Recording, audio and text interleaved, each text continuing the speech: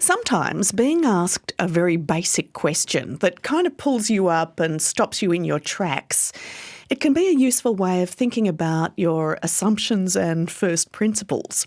Like asking a doctor this: "We all have to die of something, doctor, so why bother being healthy?" Well, this is a question that was put to Alessandro Demaio. He's a young Australian doctor and a medical officer with the World Health Organization in Geneva. And you might have seen him on the ABC TV series Ask the Doctor. So, Sandro, your first reaction to getting that question? Well, first of all, I get the question all the time. I used to get it as a doctor, and now even in public health, it's sort of, cold, 6 a.m. in the morning, don't want to get out of bed, you got to die of something. Or, the leading cause of death in Australia is cardiovascular disease, so we should be doing X and Y.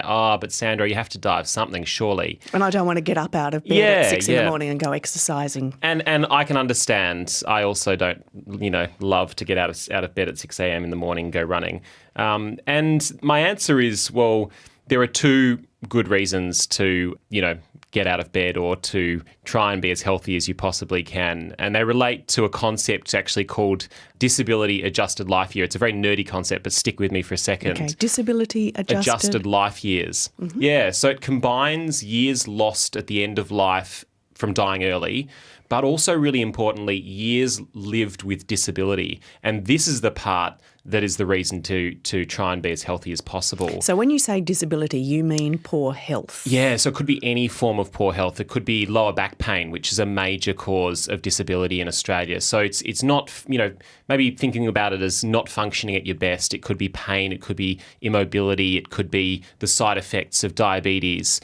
So diabetes is a great example. It's often associated with earlier death from cardiovascular disease or stroke or something like that. But it also very often causes, say, 10 or 15 years of morbidity, of complications. And so for a whole bunch of reasons, it's important to be healthy, to stay as healthy as you can for as long as you can. Now, obviously, as much as we can get out of bed and go for a run or choose to take the stairs instead of the lift or get off the tram and stop early and eat a healthy lunch, a lot of living a healthy life comes down to the environment around us, whether food, good quality healthy food is accessible and affordable, whether we have the skills to be able to cook it, whether we have access to the means to live a healthy life. That's a much bigger and probably more important challenge. But, if the choice is between, say, a longer life but one that's restrained and abstemious, and a lot of broccoli, and a shorter life, enjoying, delicious food, fatty, sugary food that gives you great pleasure, there is an argument for the latter. Well, I would argue there are really good reasons for the former, and also that, actually a healthy life is not an unhappy life.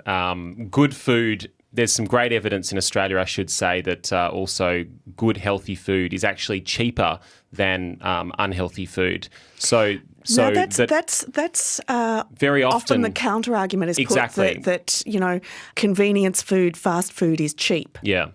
So in terms of buying calories, it might be, but in terms of buying a diverse, nutritious diet, in fact, it's not. And buying, a basket full of food for the week, in fact, buying whole foods, grains and nuts and seeds and things that, are conducive to a really healthy and long life.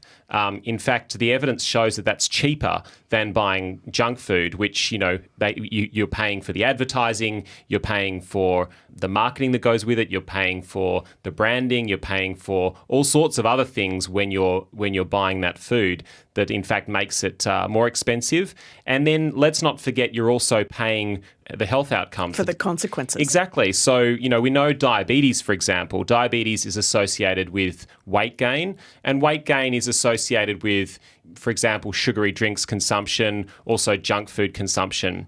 So diabetes in Australia, the average person living with diabetes would expect total health costs to be about $4,000 a year more than someone not living with diabetes. And that's without any complications. That can easily increase to about $9,000 a year. That's a huge cost that is associated with the food as well. And those costs need to be kind of built into our thinking when we're thinking about what we eat. Yeah. And, well, it's interesting because there's also, as I put to you, there's the sort of counter-argument about fast food being cheaper. You've addressed that. But there's also, if you want to exercise, that's expensive too. Yeah, it is. And look, a big part of it also comes, again, back to public policy. If there's no safe place to run or play, if there's no green space, parks nearby, if the built environment is not conducive to also allowing us to live active lives, if public transport's not available so that we can actually leave the car at home, then it also makes it very difficult to be healthy. And it's that balance. I mean, I wouldn't want to suggest that it's in everyone's means, or that people choose in any way to be unhealthy. I don't believe that for a moment. I think most people, if they can, will choose to be healthy. And in fact, we need to work, as a society through public policy in different ways, in the food system, in the way we design our cities, to make health, in fact, not just easy, but also the preferred option. We can't rely on people making 15 small choices in the right direction each day. It needs to sort of be the path of least resistance. But sometimes there's also a motivation factor in there. And I think understanding that good health is not just about not dying a few years earlier. It's actually about living a healthier life longer. It's about your mental health. It's about the health of those around you. There's good evidence even that it has effects on the health of the kids you don't even have yet. So there are all sorts of interesting reasons of why we should try and stay as healthy as we can, and also prioritise it from a community public policy perspective, and why our governments should be prioritising it and making it as easy as possible for us to be healthy. The kids you don't even have yet. Yeah. What did you mean by that? Yeah, so there's fascinating research. It's called epigenetics. Mm-hmm.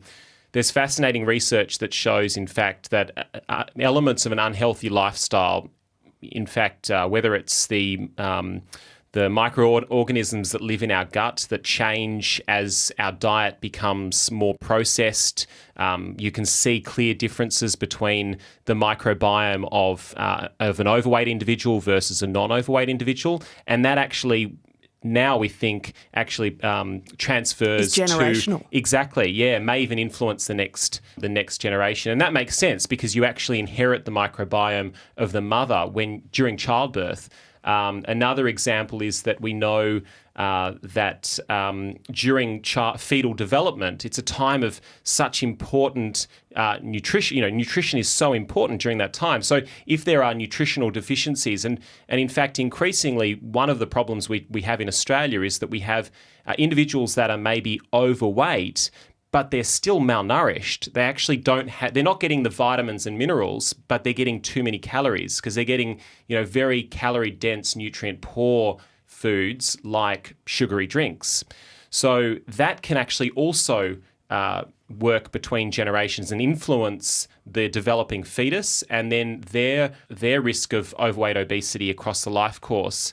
And so there are all these different interplays. Of course, we know parental modelling is very powerful, whether it's alcohol, tobacco, but also diet. What parents, eat or don't eat very often influences what their kids will or won't eat through, social and cultural means. And there's even some fascinating new evidence that shows that sugary drinks and obesity, but both of them separate of each other, may actually make you less fertile. So it might even be harder to have kids in the first place. So there are, a lot of reasons to try and be as healthy as possible. But again, we need to make sure that the conversation doesn't end with us blaming individuals. Because this can easily turn into a sort of blame and shame exercise that, if you're not healthy, it's your fault. Absolutely, yeah. And we live let's not forget, we live in a society where 2 in 3 adults are now overweight or obese and 1 in 4 of our kids. In 1980, that was less than 1%. There's no natural amount of obesity in a population. This has been created by the environments around us. I also love to use the analogy, if you had a class of 30 kids and one of them was getting bad grades, you would probably think, okay, maybe there's something that we need to do with that child. They need to have some special, one-on-one teaching, or there's something going on at home. It's an individual issue. If 2 in 3 kids in that class were failing, you would have to be thinking, hang on a second, is it a problem with the learning environment? Is it the teacher? Is it something, that is much bigger than the kids being, distracted or being lazy child, or whatever? I mean, that just simply doesn't make sense. And it's the same at a population level. When 2 in 3 Australians are overweight or obese, absolutely we should be also trying to be as healthy as possible as individuals, but the answers are inevitably going to lie in public policy. This is Life Matters with Amanda Smith and Alessandro Demaio. He's a young Australian doctor who's a medical officer for noncommunicable conditions and nutrition at the World Health Organization in Geneva. Sandro, when is it too late to make a change? I've spent years of my life eating whatever I like, not exercising, smoking, drinking. Yeah. At what point can I reform my ways it's never too late. It will make a difference? It's never too late. Really? No. You will see health effects from quitting smoking within a few days. You'll see weight loss from a change in diet within a few weeks. And you'll see differences in your mental health, in your physical health, in your emotional health, very quickly within weeks of changing your lifestyle, changing your diet. Not to forget also that food is not just about nutrients. Food is also, good food is also a great way of addressing social isolation issues in society. It's also a great way of connecting with your neighbours. It's a great way of connecting with your kids and your family. So it's more than just nutrients in. It's more than just getting up at 6 a.m. and going for a run or a walk, or taking the stairs instead of the lift. And it's never too late to be a little healthier. Well, as you said earlier, most of us would, well, if not all of us, would choose to be healthy. That's a rational choice. But it seems to me the harder question than, the one we posed at the start, which is we all have to die of something, so why bother being healthy? The harder question to think about, I'd say, is, in the face of all these arguments you're putting, when you rationally know that you're better off health-wise, eating lots of fruit and veg, drinking more water, exercising and not smoking, why we still don't do a lot of those things. Isn't that the deeper, more challenging question to really address? Yeah, absolutely. And that's really where I believe that the path of least resistance in society today is an unhealthy lifestyle. You have to actively pursue a healthy lifestyle. You go back 200 years, that wasn't the case. Most of what the work that we were doing was manual. We didn't have the technologies that took away a lot of that manual labour in our lifestyles. We didn't have the calorie-dense foods. Our food system is more globalised and homogenised. It's more westernised than it's ever been before. So it's easy more processed it's than easy it's ever been and before. normal to be unhealthy. I think the default, it's become now, the path of least resistance is unhealthiness, and we need to reverse that. The path of least resistance needs to be health, and that takes actually bold public policy. We need to remind people that there is a component of personal sort of choice, and for some people, for most people in Australia, there are things that we can all do to be a little healthier, and I would strongly recommend those things. But really the big picture solutions to the obesity epidemic that we have in Australia are policy. And that's really coming back to those classic things like advertising, bans on advertising of junk food to children. It's about pricing policies. So there's been a lot of discussion in Australia around a sugary drinks tax. Actually, it's not a tax. What the public health community is proposing is, there's a huge cost associated with consuming these products. We know that they cause obesity, and we know they cause diabetes, cardiovascular disease, and all sorts of other challenges that are very costly to society. So let's try and build some of those costs into the point of consumption. It's not about banning or taking products away. It's simply about making them more truly reflect their actual total costs to society at the point that you drink it. And also giving you, through some clever labelling on the front of the packet, not in tiny little letters that no one can understand on the back, clearly says this is a product that is very high in sugar. We don't recommend that you drink this product. But if you choose to, it needs to be very clear that it's an unhealthy product, and the price needs to reflect the price that it actually has to you and to the healthcare system.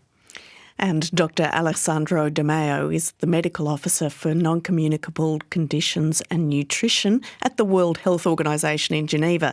If you've watched the series Ask the Doctor on ABC TV or iView, you'll have seen him. He was one of the doctors in that. Sandro, it's very nice to have a chat with you. Thank you for joining us in Life Matters. Thank you. Great to see you again.